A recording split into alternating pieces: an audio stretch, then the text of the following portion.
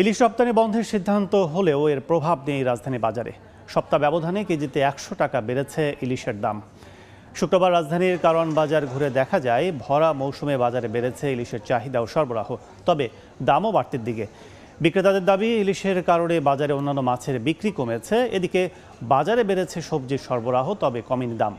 এদিন করলা ৬০ থেকে ৭০, বেগুন ৭০ থেকে ৮০, পটল ৪০ থেকে ৫০ টাকা কেজিতে বিক্রি হচ্ছে। এছাড়া দুদিনের ব্যবধানে আবারও বেড়েছে কাঁচা মরিচের দাম, বিক্রি হচ্ছে ১৭০ থেকে ৮০ টাকা কেজিতে। বাজারে ব্রয়লার ১৭০ ও সোনালী মুরগি বিক্রি হচ্ছে ২৪০ থেকে ২৫০ টাকায়। রাজধানী বাজারের পরিস্থিতি জানাতে এই মুহূর্তে রাজধানীর কারওয়ান বাজারে আছেন রিপোর্টার ফরহাদুর রহমান এবং গাজীপুরের জয়দেবপুর বাজারে আছেন রাজিবুল হাসান। সরাসরি যাচ্ছি প্রথমেই ফরহাদের কাছে। ছুটির দিন শুক্রবারে বাজারে বেড়েছে সব ধরনের সবজি সরবরাহ, একই সাথে বাজারে বেড়েছে ক্রেতাদের আনাগোনা। আমরা এই মুহূর্তে আছি রাজধানীর কারওয়ান বাজারে। এখানে যেটি দেখতে পাচ্ছি, অন্যান্য দিনের তুলনায় আজকে বাজারের ক্রেতার পরিমাণ কিন্তু ধীরে ধীরে সকাল থেকে বাড়ছে এবং সবজির বাজারে এসে যেটি দেখতে পাচ্ছি, ক্রেতারা অভিযোগ করছেন নানা ধরনের সবজির দাম গত কয়েক দিনের তুলনায় আজকে তাদের সন্তুষ্টির কথাই তারা জানাচ্ছিলেন। কিন্তু আমরা বাজারে যেটি দেখতে পাচ্ছি যে অধিকাংশ সবজির দাম কিন্তু আমরা অন্তত ৫০ টাকা বা তারও বেশি। দু একটি পণ্য অর্থাৎ পেঁপের মতন পণ্যটি কিন্তু শুধুমাত্র ৫০ টাকার নিচে দেখি এখানে ২৫ থেকে ৩০ টাকা, কোথাও কোথাও ৩৫ টাকা কেজিতে বিক্রি হচ্ছে। আর অধিকাংশ সবজির দামও কিন্তু বাড়তি। নতুন দু একটা সবজি বাজারে এসেছে, বিশেষ করে সিম এসেছে গত সপ্তাহে, যেটি ২২০ টাকা বা ২৪০ টাকা বিক্রি হয়েছিল, সেটির দাম কিছুটা কমেছে। তবে অন্যান্য যেসব সবজি বাজার আমরা এই মুহূর্তে দেখতে পাচ্ছি, সেক্ষেত্রে যেটি দেখছি আসলে করলা ৬০ থেকে ৭০ টাকা কেজিতে বিক্রি হচ্ছে, পটল ৪০ থেকে ৫০ টাকায় কিন্তু বিক্রি হচ্ছে, কাঁকরোল ৭০ থেকে ৮০ টাকাও কিন্তু বিক্রি হচ্ছে ভালো পরিমাণে। এবং বেগুনের দাম কিন্তু অন্যান্য সময়ের তুলনায় চড়াই আছে, অন্তত ৭০-৮০ টাকা খরচ করতে হচ্ছে বেগুন কিনতে। ক্রেতারা যেটি বলছেন, সরকার পরিবর্তনের পর যে আবহাওয়াটা আসলে তৈরি হয়েছিল সবজির বাজার সহ নিত্যপণ্যের বাজারে দাম কমার যে আভাস তারা পেয়েছিলেন এবং প্রত্যাশা করছিলেন, সেই তুলনায় কিন্তু পণ্যের দাম ওইভাবে কমেনি। বিক্রেতারা যেটি বলছেন, সরবরাহ বেড়েছে, প্রতি সপ্তাহে আসলে সরবরাহের কোনো ধরনের ঘাটতি তারা পাচ্ছে না। এমনকি সাপ্লাই চেইন যেটিকে বলে, পণ্য পরিবহন, সেই সংক্রান্ত ঝামেলা কিন্তু অনেকাংশেই কমে গেছে। তবে দাম খুব একটা নাগালের ভিতর আসেনি। তারাও যেটি বলছেন, বাজারে চাহিদা আছে ঠিকই, কিন্তু দাম বেশি হওয়ার কারণে মানুষজন কিনছেন কম।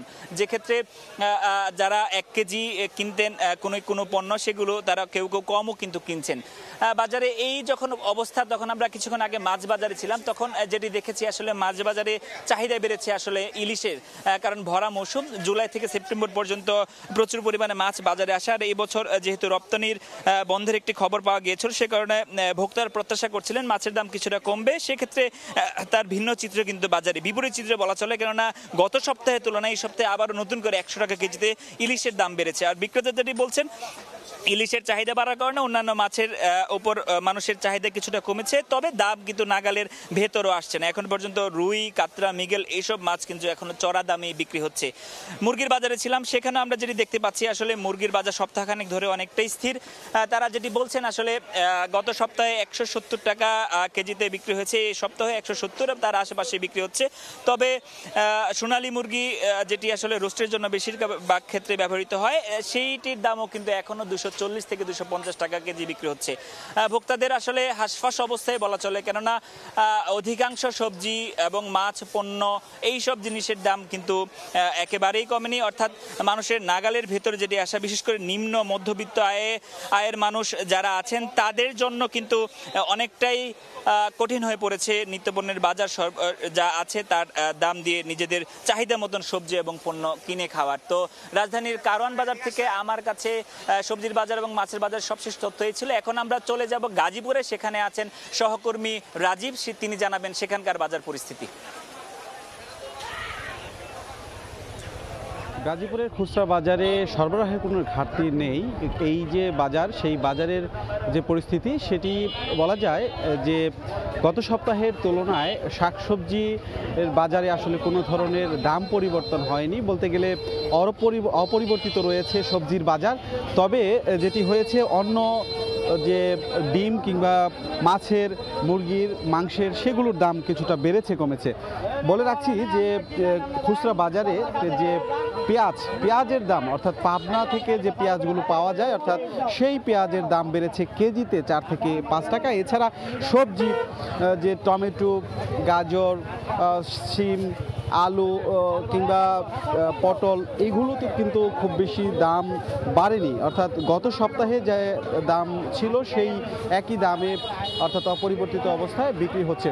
তবে যেটি জানানোর মতো সেটি হচ্ছে, আপনারা জানেন যে শ্রম অধ্যুষিত এই গাজীপুরে বেশ কয়েকদিন যাবৎ আসলে শ্রমিক অসন্তোষ চলছে এবং এই শ্রমিক অসন্তোষ চলার কারণে বাজারে ক্রেতা কিছুটা সংকট রয়েছে বলে বিক্রেতারা বলছেন।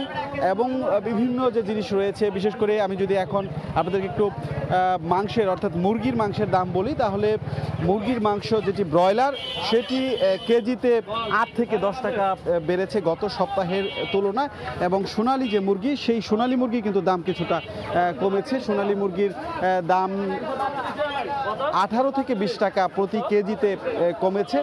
এছাড়া মুরগির ডিমের কিন্তু দাম বেড়েছে, অর্থাৎ প্রতি হালিতে মুরগির ডিমের দাম বেড়েছে 3 থেকে 4 টাকা। আপনারা দেখছেন যে সোনালী মুরগি ব্রয়লার মুরগির থেকে কিছুটা কম চললেও এটির দাম কিছুটা কমেছে।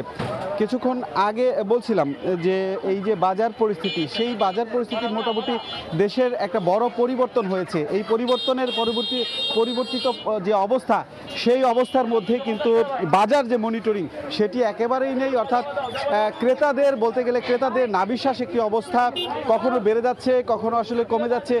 এটির যে একটা স্থিতিশীলতা, শুধুমাত্র সবজির বাজার ছাড়া সব বাজারই কিন্তু লাগামহীনভাবে আসলে এটি বেড়ে যাচ্ছে এবং যারা ক্রেতা তাদের কিন্তু আসলে এটি নিয়ে প্রশ্নের শেষ নেই যে বাজার মনিটরিং কবে থেকে বাড়বে। তো এই ছিল মোটামুটি গাজীপুর থেকে বাজার পরিস্থিতির আমার কাছে থাকা সবশেষ তথ্য। কাঁচা বাজার পরিস্থিতি জানতে এতক্ষণ ছিলাম গাজীপুরের জয়দেবপুরে, এর আগে ছিলাম রাজধানীর কারণ বাজারে।